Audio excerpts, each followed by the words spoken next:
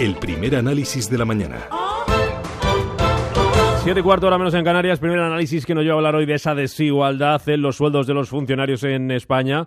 Los empleados públicos de la Administración Central del Estado cobran hasta 21.600 euros al año menos que los que trabajan en el mismo puesto para las administraciones autonómicas. Son datos de un estudio elaborado por CSIF. Encabeza la lista de las comunidades que más pagan a sus funcionarios: País Vasco, Cataluña y Navarra. En la parte más baja, de los que menos pagan a los funcionarios, encontramos a la comunidad gallega. Juan Laborda es el profesor de la Universidad Carlos III y de la Syracuse University. ¿Qué tal, Juan? Muy buenos días. Hola, ¿qué tal? Buenos días. ¿Te parece justo?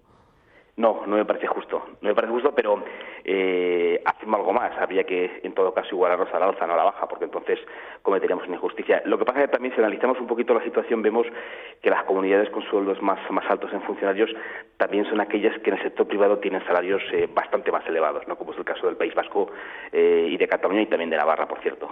Igualamos entonces al alza, ¿y de dónde sacamos el dinero para pagarlo? Bueno, eso es una cuestión que es muy sencilla. Vamos a ver. Es un tema que además me pone muy nervioso. España ha aumentado la deuda en los últimos años más o menos en 600.000 millones. La mayor parte ha ido para rescatar, como estamos observando y detectando en multitud de casos, sectores privados, ¿no? No tenía por qué haberse hecho así. Se podía haber destinado a otra serie de cosas. Esta es una alternativa.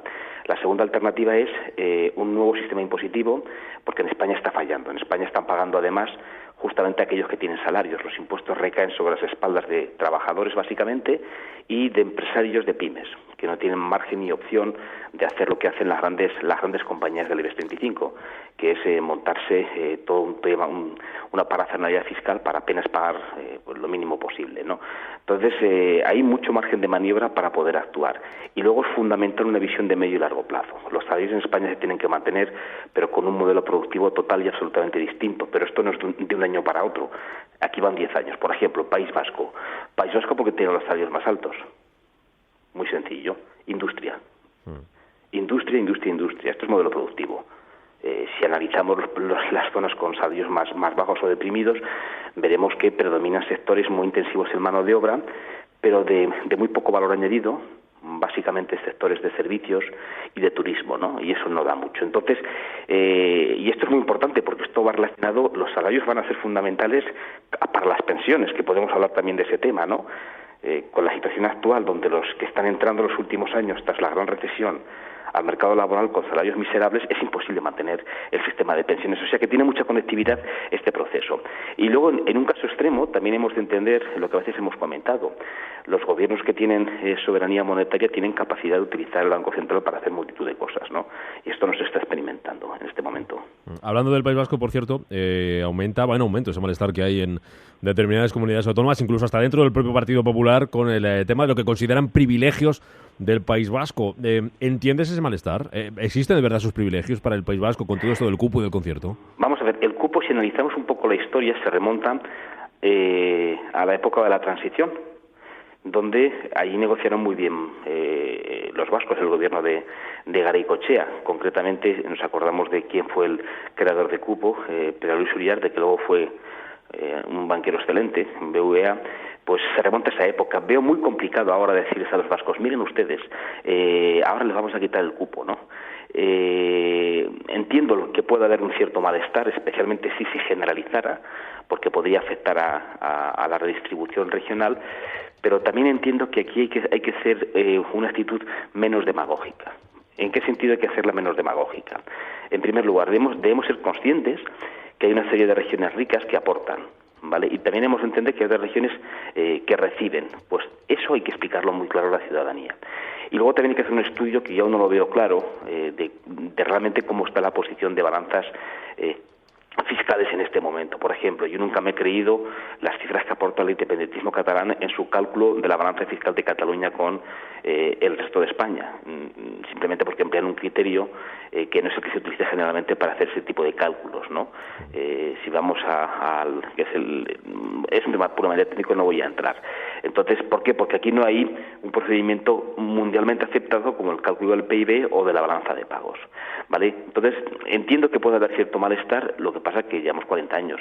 Sacarlo ahora y tratar de revertir la situación me va a ser prácticamente imposible. Lo que también entiendo es que sea muy difícil que se traslade al resto de comunidades ricas la situación del cupo. Y hay que buscar un sistema de financiación que obviamente tenga en cuenta la población, claramente hablamos de comunidades como la Comunidad Valenciana, que es la más castigada, y también tenga en cuenta el hecho de que hay muchas comunidades que están bastante despobladas, ¿no?